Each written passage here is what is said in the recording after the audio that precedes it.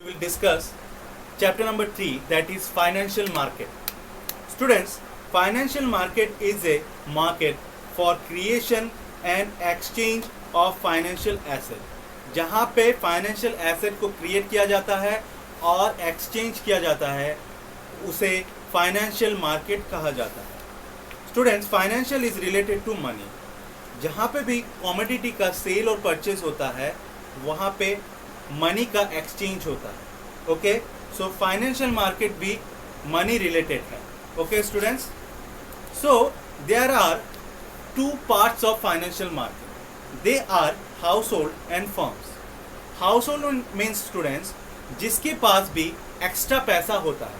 Suppose अगर general public के पास अगर उसका प्रेजेंट सैलरी है 20,000 सपोज और वो स्पेंड करता है ओनली 10,000, तो उसका 10,000 रुपीज़ सेविंग्स है.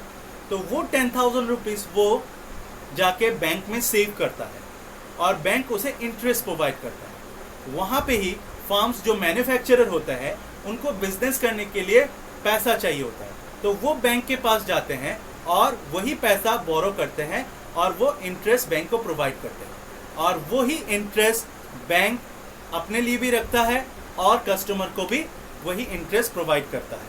तो जो फर्म्स होते हैं वो डायरेक्टली कस्टमर के पास इसीलिए नहीं जाता है क्योंकि फर्म्स को पता नहीं होता है कि किस कस्टमर के पास कितना पैसा होता है, तो वो बैंक के पास जाता है क्योंकि बैंक में हर कस्टमर कुछ ना कुछ पैसा सेव करता है.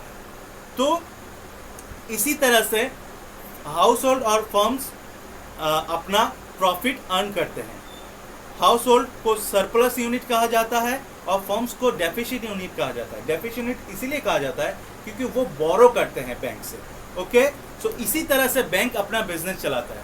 वो हाउस होल्ड से पैसा लेके वही पैसा इंटरेस्ट पे फर्म्स को देता है और फर्म्स वही इंटरेस्ट बैंक को देता है, जो इंटरेस्ट बैंक अपने लिए भी रखता है और अपने कस्टमर को भी देता है. और इसी तरह से बैंकिंग बिजनेस चलता है. Now there are some types of financial market, that is stock and secondary market, primary market and money market.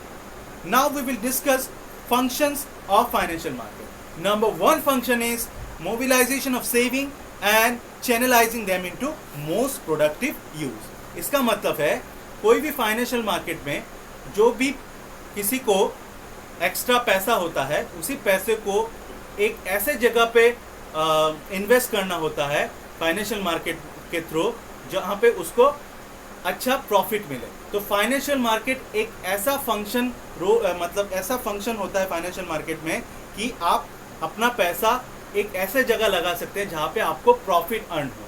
इसका यही कारण है यहाँ पे लिखा गया है कि mobilisation of saving and channelising them into most productive use. आपका पैसा ऐसा जगह पे फाइनेंशियल मार्केट इन्वेस्ट करेगा जहाँ पे आपको बहुत ज़्यादा प्रॉफिट हो. ओके, तो यही है पहला फंक्शन. दूसरा फंक्शन है facilitated price discovery.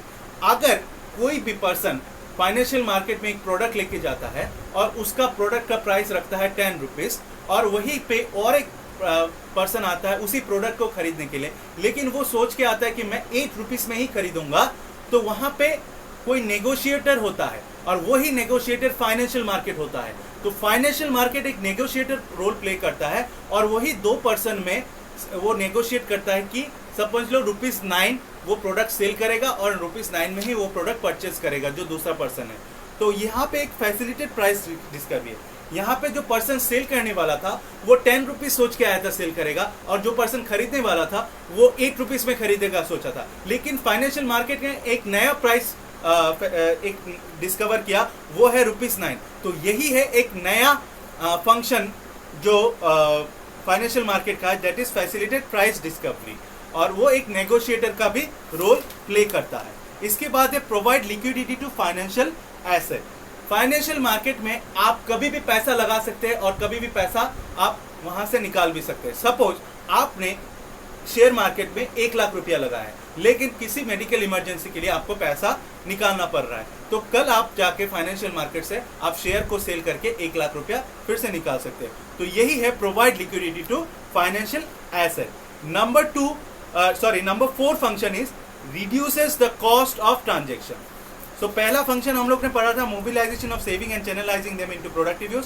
Number 2 function है स्टूडेंट्स फैसिलिटेट प्राइस डिस्कवरी, जो नया प्राइस डिस्कवर होता है। नंबर 3 फंक्शन हमने क्या पढ़ा, provide liquidity to financial asset, और लास्ट फंक्शन है रिड्यूसेस कॉस्ट ऑफ ट्रांजेक्शन। अगर स्टूडेंट्स आप एक बिजनेस खोलना चाहते हैं तो आपको एक रेंट हाउस में लेना होगा ऑफिस के लिए, तो उसके लिए आपको पैसा चाहिए, आपको लोगों को हायर करना होगा, उनको सैलरी देना होगा, उसके लिए आपको पैसा चाहिए। लेकिन फाइनेंशियल मार्केट में आप बिजनेस करना चाहते हैं तो वहां पे आपको सिर्फ शेयर करने के लिए पैसा देना होगा, वहां पे आपको रेंट के लिए भी पैसा नहीं देना है, वहां पे आपको लोगों को हायर भी नहीं करना है। तो यहाँ पे आपका जो कॉस्ट ऑफ ट्रांजैक्शन है वो कम हो जाता है। तो ये एक फैसिलिटी प्रोवाइड करता है फाइनेंशियल मार्केट, और ये एक इंपॉर्टेंट फंक्शन है that is reduces the cost of transaction. Okay students, thank you.